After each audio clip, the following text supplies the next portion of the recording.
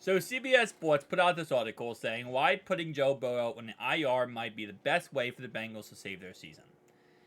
And let's be honest, if you watch yesterday's game, on the last touchdown, it was very clear that Joe was hurt immensely after throwing that touchdown.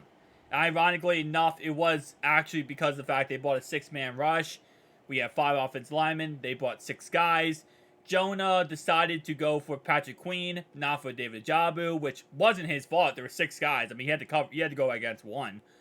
And what ended up happening there was David Jabu came in untouched toward Joe. Joe obviously threw the touchdown, but he had to scramble out to his right-hand side, which tweaked his calf. And we saw him on the sideline using the massage gun on it and really, trying to fix it. But it was clear he was in severe pain.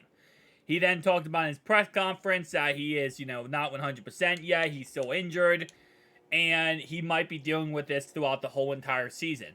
He did say that he has to wait the next couple days, see how it's healing, see how it feels, and all that kind of stuff. But at the end of the day, the facts are the facts is he's re-injured himself. Today, Coach Taylor came out and did not comment on whether or not he would play in this upcoming game versus the Rams, our Ring of Honor game. And because of that, Vegas moved the spread from -8 for us in this upcoming game versus the Rams to -2. Yes, just those words of he might not play, -8 to -2. It is what it is when it comes to the injury. We talked about this earlier today, but let's talk about the idea of putting him in IR. So IR is no longer 6 weeks. In the past, it was 6 weeks you would have to be out for. Now it's out for 4 weeks, which is a lot more obtainable. And I've talked about earlier, earlier today, how the 4 games we have before our bye week is the Rams, the Titans, the Cardinals, and the Seahawks. And, I don't think it's a bad idea to put them on IR. The reason why I say that is, and trust me, I understand the full concept here. We don't want to start off 0-6. But I think with running the football, playing good with either Jake Browning or, as you guys said, Will Grier, which Will Grier actually has NFL experience. He's 0-2. But he actually has played in the NFL in the regular season. Jake Browning has not. But also Jake Browning knows our offense, in and out. Will Grier does not. So there's always, back and forth reasons why one should go, the other should go. But anyway, though, in these 4 games, right, if we play good defense, good special teams, play the field battle, and run the football, I think we could win all 4 of these games, even without Joe Burrow. And that is going to be absolutely huge, right? Because let's say, hypothetically speaking, we do rest him for 4 weeks. We go into our bye week. That's 5 weeks. That's over a month. He gets to, sit, relax, feel better, get over this calf strain, and then, bam, we come out week 8 versus the 49ers, and he's fully healthy, right? That would be the ideal world.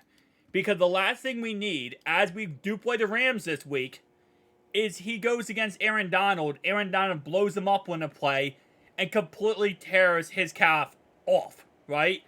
And we already know Aaron Donald, he's dirty. I mean, look at 2 years ago, as you know, it was last year, in the training camp process, where Donald took helmets and started swinging them at our players. Like, Donald will, if he can, hurt Burrow. So there's no real reason to even risk him out there. Because let's be honest, at the end of the day, while yes, these 4 games are important, only one of them really actually matters at the end of the day. The Titans game. The Rams, Cardinals, and Seahawks, while obviously we're going to win those games are non-conference games. What that means is they do not impact us in the long term when it comes to the division or the conference. They don't. At the end of the day, those games, they matter, but they don't impact us in the long run. So that means is the Titans game is the only game that really actually matters in the end here for us going into the playoffs and, the seeding. So those are other games, and again, they're against the Rams, the Cardinals, and the Seahawks, 3 teams that I think we could beat with Jake Browning or Will Grier, with a good run game, and maybe a couple of trick options, play action plays, end around plays, just really change up this offense and make it creative, I think we could win those games. And at the end of the day, our most important games of the season, they come after our bye week, right? We got our bye week, and then we play the Bills. Then we play the Steelers twice. Then we play the Ravens. Then we play the Vikings. Then we play the Chiefs. 49ers. We play all these teams. Those are the most important games of the season. Those are the games that, Chiefs, obviously, for the AFC. Bills, that's going to be an AFC opponent to help us out.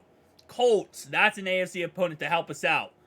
Steelers twice, that's division. Ravens once, that's division. Browns once, that's division. So, I do agree with CBS Sports here that if you put him on IR, right, and you have him out for the next 4 weeks, and let's say 5 weeks because of the bye week, you can even bring him back during the bye week, that might not be a bad idea. We already knew going into the season that most likely Joe would not be ready for week 1, right? I mean, no, not most likely. I held out hope that he would play by week 1, but there was a lot of experts to say he would not be ready for week 1. And yeah, he got rushed out there and he wanted to play because he wanted to win. And we lost our first 2 games. 2 AFC North battles. And it sucks. It really, really sucks. Because those were games that really are going to hurt us in the long run, right? Because obviously for the division in the conference. If we would have had Jake Browning out there or Will Grier out there, this probably the same performance would have happened in those 2 games because those are tough teams.